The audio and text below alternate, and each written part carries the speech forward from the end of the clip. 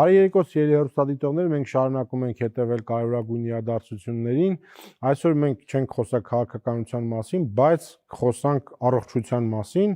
իսկ մեր առողջության հիմնական վնասներից մեկն էլ քաղաքականությանը հետևելն է, այսինքն կապը կա, եւ որքան տարօրինակ է մասսայական սպորտի եւ մասսայական առողջության մասին, մենք կզրուցենք Մանթաշյանց բիզնես ակումբի համահիմնադիր Վարամ Միրաքյանի հետ, բարեկո պարոն Միրաքյան, շնորհակալություն հրավեր ընդունելու համար։ Նախ ի՞նչ է ձեր ակումբը իրանից ներկայացնում։ Մանթաշյանցը հայկական ամենամեծ բիզնես ակումբն է, ամենամեծ բիզնես ցանցն է։ Մենք միավորում ենք 24 քաղաքներում գործունեություն ծավալող 800 հայ գործարարների։ Այդքան հայ գործարար կա։ Ավելի շատ կա, միջինում աշխարհի բնակչության միջինում 5-ից 10% զբաղվում է գործարարությամբ։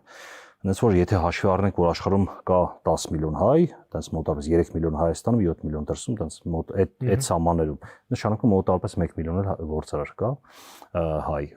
Գուցե հայ թվերն ավելի մեծ լինեն։ Մոտ կեսը 800-ից կեսը Հայաստանից են, կեսը արտասահմանից, 24 մասնաճյուղ ունենք աշխարհով մեկ, ամենամեծ երկրորդ մասնաճյուղը Լոս Անջելեսն է։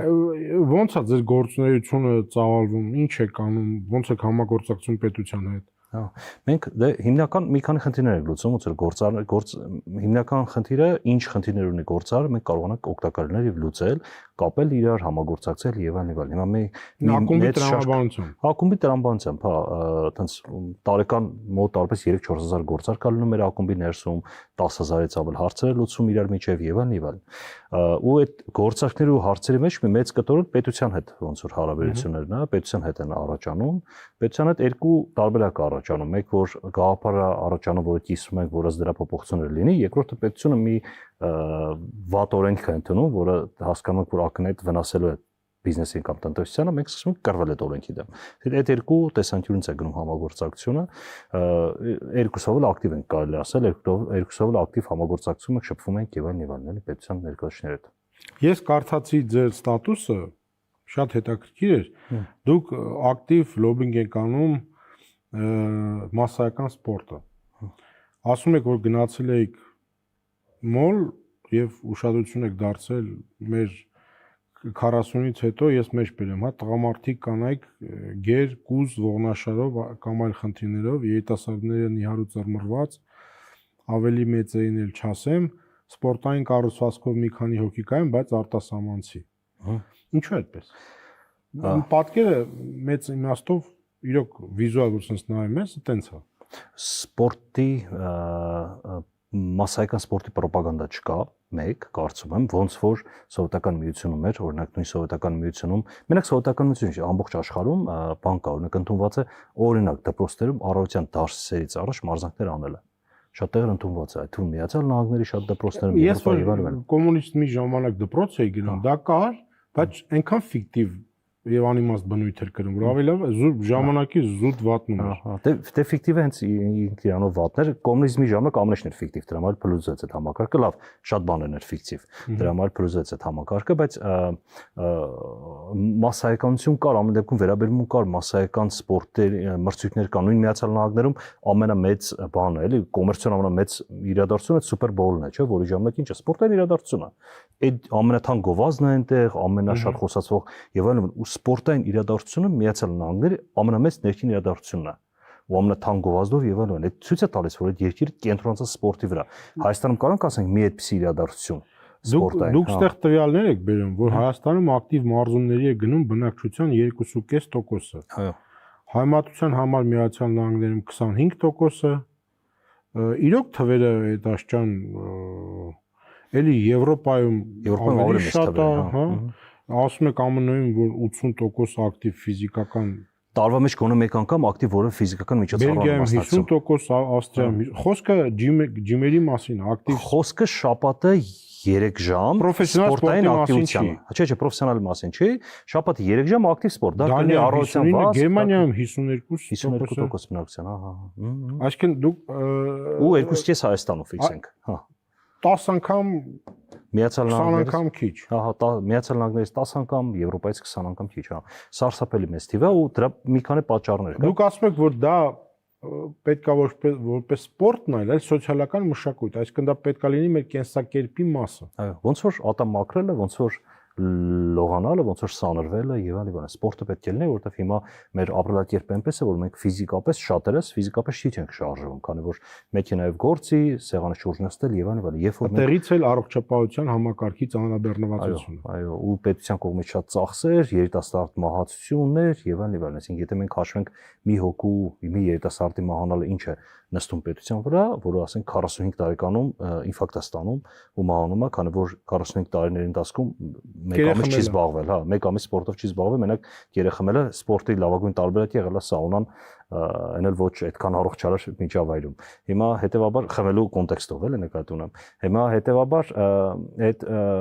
երիտասարդաց մահերը եւ այդ ամեն ինչը ազդում են պետության արտադրողականության վրա, աշխատունակության վրա ազդում, կյանքի որակի վրա։ Կյանքի որակի վրա ու նաև պետության արդյունավետության վրա, մարդկանց դիսցիպլինայի վրա, սպորտը դիսցիպլինա է,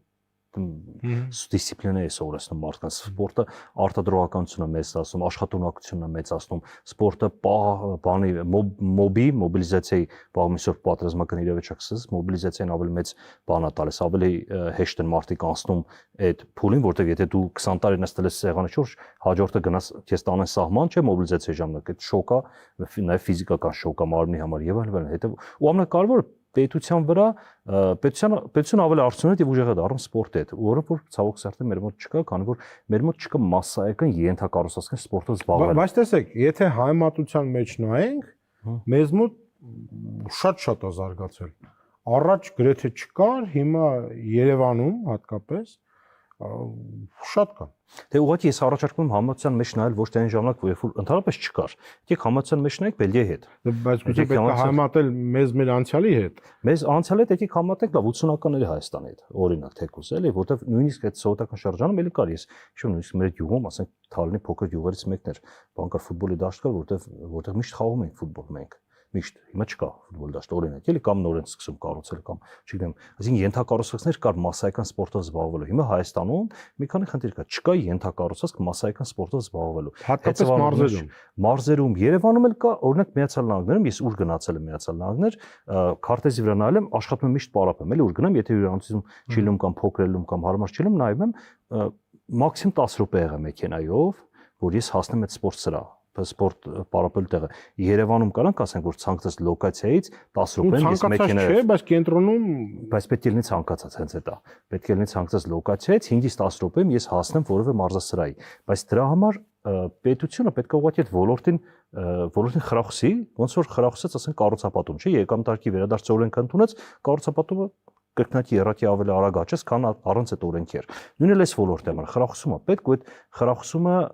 շուկան կմեծացնի նախ, այսինքն այս պահեդրությամբ, չգիտեմ, սպորտի ոլորտում աշխատում են 1000 ընկերություններ եւ իրենք վճարում են X հարկ, երբ որ խրախուսում ես 5 տարի հետո 10 տարի հետո աշխատում է 5000 ընկերություն եւ վճարում է 3X հարկ։ Օրինակ, էլի, այսինքն հարկերի ցածրացնելը միշտ չէ որ բերում է հարկերի պակասեցման։ Կարող է կարճաժամկետ պակասեն, բայց երկարաժամկետ ավելացման։ Հիմա նույնիսկ սպորտն է վերաբերում, այնտեղ մի քանի բան կար, էլի գաղափարներն են։ Պարմիրակյան, տեսեք, նախքան դրան գալը, այն ինչքան հիմա այդ ենթակառուցվածքները ծնվել են, դրանք ծնվել են պահանջարկից ելնելով նաև։ Ավել պահանջարկ կա, դուք ինքներդ եք նշում, թե մեր այդ մարդիկ այդ կառուցվածքով են, որովհետև իրանց աշխարհընկալման մեջ չկա այդ ամեն ինչը։ Համար 1 սցենար պետությունը պետքա ռոպագանդի, համար 2 սցենար պետությունը պետքա խրախուսի որ ոլորտը զարգանա եւ ոլորտը կսկսի ռոպագանդել։ Նույն այդ մարզասրահները իրենք անդադ գովազդ են անում, թե եկեք պարապելու, չէ՞։ Հա, հիմա եթե տեսեք օրենսդրական մի քանի փոփոխություններ լինեն, որի արդյունքում օրինակ ընկերությունները երբ որ կորպորատիվ իրենց աշխատակիցների համար ուղարկում են մարզասրահ, դա հնարավոր լինի ծախսագրել։ Թատրոն, կինո, թանգարան, այնպես էլ մարզասրահ։ Այո, եթե հնարավոր լինի դա ծախսագրել անսահմանափակ, հիմա ծախսագրել հնարավոր է, բայց սահմանափակ։ Դա անսահմանափակ հնարավոր լինի ծախսագրել, եթե մարզասրահ են առնում, եթե օրինակ այդ ոլորտը ավելացած արժեքի հարկից ազդի, ոնց որ առողջապահության ոլորտն է, որովհետև կարելի ասել սպորտն էլ առողջապահության ոլորտներից է։ Մարդը առողջ է լինում ու ավելի ուշ է հասնում հիվանդանոց։ Ավելի ուշ է պետության վրա ծախս տառում, պետպատվերով, չգիտեմ, օպերացիաների տակ ընկնում եւ այլն։ Հետո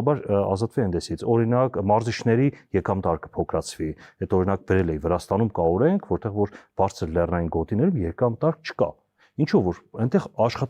աշխատողներին հնարավոր լինի խրախուսել, որ իրենք գնան այնտեղ աշխատեն, ավելի բարձր աշխատավարձ լինի եւ այլն։ Նույնն էլ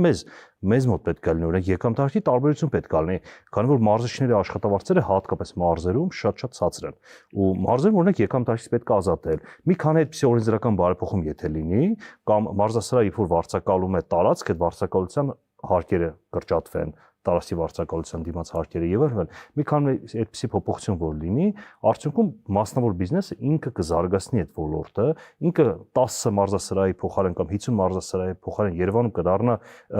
300 կամ 500 մարզասրահ, ու այդ 500 մարզասրահ ամեն մեկ ինքը իր տեղը մարդկանց կպրոպագանդի, որ եկեք սպորտով զբաղվեք։ Ու այդտեղ մեխանիկորեն սպորտը կշատանա։ Հետո գիտեք, ամենակարևորը սպորտով զբաղվելը պետք է լինի հեշտ։ Հայաստանում սպորտով զբաղվելը դժվար է, հենց նոր ենք իր այդ խոսում, որ ասում եք, ես մինչև հասնում եմ իմ պարապետը, հիմա գնում եմ։ Այդ շատ վատ է։ Սպորտ, այդ ասենք դու շատ մեծ կամք պետք է ունենաս, շատ մեծ նպատակ պետք է ունենաս, որ կարողաս օրեկան ժամուկես կամ 2 ժամ կորցնես ճանապարհի վրա, որ մի ժամ կամ 2 ժամ զբաղվես սպորտով։ Դա աբսուրդ է։ Հետևաբար պետք է սպորտով զբաղվել լինի հեշտ, հասանելի։ Օրինակ Երևանում չկան այգիներ, որտեղ կարելի է սպորտով զբաղվել։ Չկան այգիներ ուղղակի։ Դու օրինակ Կոմիտասի այգում, որտեղ ես մեծացել եմ, այնտեղ հենց այգում մեջ կա շատ լավ, հենց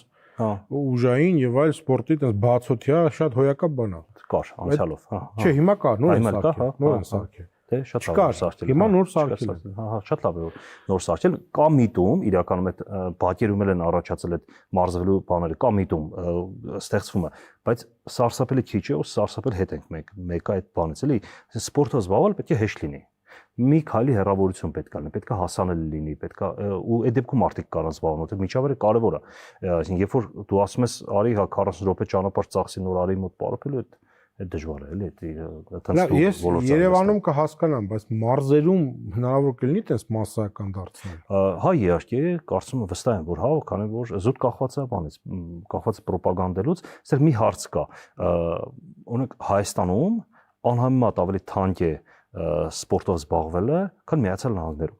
Օրինակ բերեմ։ Տարեկան փաթեթները այստեղ ավելի թանկ են, քան դրսում։ Ես Լոս Անջելեսում գոլջիմ էի գնում, վճարում էի ամիսը $20։ Գրանցվել էի ու տենց մոռացել էի, հետո եկա, այստեղ էլի քաշում էր։ Այստեղ հիմա տարին $1000-ից թանկ է։ Այո, $1000-ից թանկ է։ Ամիսը ես ակցիայով էի իրականում, բայց ուրիշ օրերն էլ $30-40 էր։ Ուրեմն ասեմ, այդ բանը ակցիայով գրանցվեց, բայց ուրիշ ոչ ակցիայորեն $30 ամս եկան։ Այսինքն 12000 դրամ է գոլջիմ գնալը, մեծ, ահռելի։ Ու դու կարող ես միացալ որտեղ ուզես գնաս այդ գոլջիմը։ Ինչու՞, որովհետև կան որոշակի ծրագրեր, որոնք խրախուսում են բիզնեսին, որ իրենք բանան, որոշ հարկային արտոնություններ կան խրախուսում կա, դրա համար մաչել են կարողանում բիզնես տանել։ Դե, պարոն Միրաքյան, հիմա ընդերից էլ կասեն, որ տեսեք, այնտեղ 400 միլիոնանոց շուկա է, եւ կլիենտը շատ է, եւ ծախսանում են, կարան էժան դնեն թվականակի հաշվին։ Այստեղ նախ մարդիկ են քիչ, երկրորդ մշակույթը չկա։ Ոնց էժանացնեն։ Հարկային արտոնություններով Եթե նույն բանը եկամտարկը մարզիչների իջացնեն, բանը մարզասրահ պարապելու գինը կիշնի։ Եթե նույն տարածքի վարձակալության հարկերը օրինակ բանանեն հարկերը հանեն, էլի կիշնի։ Եթե մարզասարքերի ներկրումը ազատեն մաքսատուրքից, մարզասարքերի ներկրումը դեպքում, էլի ինքնարժեքը կիշնի։ Եթե մարզասրահների վրա ներդրումը ինչ որ տոկոս պետությունը քեշբեք տա այդ ներդրման դիմաց, ինքնարժեք կիշնի։ Եվ այլն հարկային արտոնությունը, որը կան շատ այդ իմ նշած երկրներում, ճիշտ է, այդ երկրներում նաև մեծ ուրիշ առանձնահատկություն կա, այնտեղ կա կայուն եւ ավելի մեծ թիվ միջին խավ, ի տարբերություն մեզ։ Բայց հիմնականում միջին խավն է գնում։ Այո, աշխարհով մեկ է դա ցույց տալիս, որ այդ առանձնահատկություններից մեկը մի քանի առանձնահատկություն կան զարգացած երկրներում։ Հարուստները իրենց տանուն են։ Հարուստները իրենց տանուն են, Միացյալ Նահանգներում մի դեպ հետաքրքիր բան են ասում, այտենց տարբեր տեղեր ասում են ոնց հասկանանք մարդը հարուստ է, թե չէ, որտեղ այնտեղ մեքենայով բան չես կարող հասկանալ, լիզինգով բոլորը էժան շատ քիչ վճարելով կարող են լավ մեքենաներ ունենան, կամ ժամով բան չես հասկանա։ Այնտեղ ասում են հարուստները տարբերվում նրանով, որ աշխատանքային ժամերին իրենք սպորտով են զբաղվում, իրենցով են զբաղվում։ Այդ հարուստության առանձնահատկությունն է, էլի, եթե աշխատանքային ժամին վազում է կամ մարզասրահում, ուրեմն ինքը հարուստ է։ Դա բանը առանձնահատկություններից մեկը, այդ ընկերներից մեկ խորտ տվեց տենց հասկանալով հարուստ, բայց գլոբալ այդ միջին խավը կայուն, ինչա պետք որ ուժեղ ենթակառուցված կնալը սպորտային, կայուն միջին խավ, այդ մի բանն է, որ մեր մոտ թերություն ունենք, մնացածը, այսինքն այդ մի բանը, որ կախված չի սպորտի ոլորտի զարգացումից, էլի, այդ ոնց որ ընդհանուր տնտեսության զարգացումից է կախված, բայց մնացած սպորտը, այսինքն ենթակառուցվածքներն պետք պետք որ ավելի հասանելի լինի սպորտ 5 րոպեի վրա դու բոլոր բնակիչները 5-10 րոպեի վրա մեքենայով հասանելի մարզասրահ։ Ինչ որ պարապելու տարբերակ, դա, չգիտեմ, սկսած բալետից մինչև բան, էլի, սովորական մարզասրահ ամեն ինչ որ պետք է հասանելի սպորտի տարբերակ։ Ֆիզիկական ակտիվության, դա ID, որտեղ սիրուն վազուղիներ լինեն, ID, որտեղ սիրուն հեծանվուղիներ կլինեն, ինչ որ շրջան, որտեղ հեծանվուղին Երևան հնարավոր չի հեծանիվ քշելը։ Հեծանիվ քշելը դες մահապարտի նման ինչ որ բան է, էլի, ուղի է, օդի կեղտոտությունը չհաշված։ Այսինքն հետո անհրաժեշտ է պետական ռոպագանդա, այսինքն զանգվածային բաներ։ Հեծանիվի պետական ռոպագանդա կա ոնց որ։ Համաձայն եմ, հեծանիվի պետական ռոպագանդա կա, անձերի կողմից արվող, տենց ընդհանուր ոնց որ ինստիտուցիոնալ չեմ կարծում, չեմ նկատում որ կա, բայց հա կա, բայց ենթակառուցվածքն մեկը չկան։ Ուր են հեծանվուղները Երևանում։ Գուցե հնարավոր չի մեր ճանապարհներում հեծանվուղներ անել, բայց շատ բարդ բան է։ Մանավանդ մեր ավտոքշելու մշակույթի հետ զուգակցել։ Հա, համաձայն եմ, բայց դե եթե ռոպագանդում ենք, ուրեմն այդ հարցերը պետք է լուծենք նաև։ Դե մենակ բանով տենց ոնց որ ջիջիլ ենք անում, էլի։ Բայց հիմա տեսեք, դուք մյուս կողմից էլ կարող ասեն, գիտեք ինչ կա, իհարկե մասսական սպորտը լավ բան է, բայց այդ բիզնես է։ Եվ հիմա դուք ասում եք այդ բիզնեսին էս հարկից, հիմա մեկն է գա կասի, գիտեք ինչ կա, հեսա խնձոր եմ ներկնում, հələ ինչ առողջ մարդկանց խնձոր օրը մի հատ ուտես, բրիտանացի գիտնականները ասում են չես հիվանդանա, ազատեք հարկերից։ Դե պետք է ուղղակի հաշվար կանել, թե հարկերից ազատել պետությանը ինչ է տալիս։ Պետությանը պետք է որ մարդիկ լինեն ավելի դիսցիպլինայով, պետությանը պետք է որ մարդիկ լինեն ավելի առողջ, պետությանը պետք է որ մարդիկ լինեն ավելի, չգիտեմ, ֆիզիկապես պատրաստված եւ այլն, այսինքն հարցեր։ Պետության պետք է որ այդ ոլորտը ավելի մեծ լինի։ Օրինակ ինդուստրիան, այդ սպորտային ինդուստրիան չէ տարեկան ինչքան է վճարում հարկ Հայաստանում։ Պայմանական ասած վճարում է, չգիտեմ, 1 միլիարդ դրամ հարկ տարեկան։ Բայց երբ որ մենք այդ ինդուստրիան մեծացնում ենք, թեկուզ ցածր հարկերով, մի տարի ճիշտ է ցածր հարկերը 1 միլիարդը իջնում է 500 միլիոնի, օրինակ ցածր հարկերի արդյունքում, բայց 3 տարի հետո այդ ինդուստրիան մեծանում է ու արդեն ինքը վճարում է 3 միլիարդ հարկ։ Պետք է որ այդ ինդուստրիան մեծանա։ Պետությանը պետք է որ մարդիկ առողջ լինեն ու, չգիտեմ, կարողանան ավելի մեծ տարիքում ավելի առողջ երեխաներ ունենալ եւ այլն։ Չեք կարծում, որ սա նաեւ սերունդների հարց է։ Երիտասարդ, նույնիսկ երիտասարդ չէ, մի քիչ ավելի փոքր սերունդը լրիվ ուրիշ աշխարհայացք ունի այս հարցում, քան մեր սերունդը։ Հա, համաձայն եմ, մեր սերունդը ավելի շատ կողմեր տենց ուտել խմելու սպորտաձևերի ներքո։ Բայց տեսեք, քանի որ այդ սերնդին կրթում է հələ մեր սերունդը, իսկ խոսքը հիմա այս ընտանիքների մասին եմ խոսում, այդ ամեն ինչը պետք է ինքը ընտանիքում տեսնի, չէ՞։ Ճիշտ է, պետական կառույցները կարող են, բայց ընտանիքն է մեխը։ Եթե ինքը ընտանիքում տեսնում է, որ հերը ուտող, խմող եւ դա խրախուսվող, լավ շրջապատի եւ այլն, այդ երախու մոտ արդեն մի քիչ այլ արժե համակարգ է ձևավորվում։ Համաձայն եմ, բայց եթե պետք է ճեղքենք, մեկ այդ արանքը պետք է մտնի, այդ արանքը պետականորեն պետք է մտնել, որովհետեւ պետությանը այդ պետությանը անհրաժեշտ, որովհետեւ պետությունը ուղղակի սկսելու ահռելի գումար, հիմա էլ է ծախսում ահռելի գումարներ առողջապահության վրա, այդ փոխհատուցման անվճար այդ պետական ծառայությունները եւ այլն, այսինքն նույն այդ պակասում է։ Հետո մարդը արժեք է ցանկացած հասարակություն ամենակլխավոր արժեքնելու այդ մարդու կյանքն է երկարում։ Այդ տեսանկյունից մարդու առողջ կյանքն է երկարում եւ այլն, պետությանը առողջ քաղաքացիներ են պետք։ Եվ դա միայն ֆիզիկական հարց չի, որովհետեւ մասսայական սպորտով զբաղվելը նաեւ հոգեբանական առողջության ավելի ստրեսակայում կդիմանաս մեր քաղաքական համակարգին։ Հա, լուրերին քաղաքական այն լուրերին, որ կամ գուցե բախտդ բերի սկսես չհետևել սպորտով տարվես այդ ու տենց ավելի առողջ կապրես, հա։ Այնուամենայնիվ դինամիկան դրական է հիմա մեր մոտ։ Դինամիկան դրական է, բայց կարծում եմ անհամեմատ ավելի փոքր եւ թույլ է դրական տեմպը, քան կարող է լինել եւ քան պետք է լինի։ Օրինակ դինամիկան դրականը միանշանակ այդ սպորտ սրահներն ավելանում են եւ այլն, բայց մեզ պետք է ավելանան ոնց որ շռնդալից արագությամբ։ Օրինակ պետք է խոշոր ցանցային, թե ասենք այն մանր, որ բացվում են բակային, ակումբային, ամեն ինչ բոլոր խոշոր ցանցային էլ բակային էլ իրականում մեկը մրցունակին լինելու խոշորները, որտեղ իրենք մասշտաբի հաշվին ավելի լավ գնային առաջարկ են կարողանալու տան եւ այլն, այսինքն այդ բոլոր տեղերն են, դες Միացյալ Նահանգներում էլ կան բակայիններ ու կան մեծեր, բայց մեկը մեծերն ամենամրցունակն են լինելու ու իրենց մեծ այդ ինչը buying power էլի գնողունակությամբ, որ կարողան ավելի մատչելի բերել այդ մարզասարքերը, քան որ մեծ քանակի են բերում, ավելի եւ այլն, բրենդի ուժը, ինչքան մեծ է, այնքան թանկ է։ Մեծ են մեծ, բայց որ ցանցային նայենք, ցանցային չկա էլ մեր մոտ շատ քիչ են ցանցայինները, ցավոք սրտի, բայց մերը մեծ են, մի հատիկ մեծ է, մեծ ներդրում են անում այդ դրա վրա, դրամ էլ թանկ է։ Բայց այլ եթե այդ մեծից ներ 50-ը, դե իրականում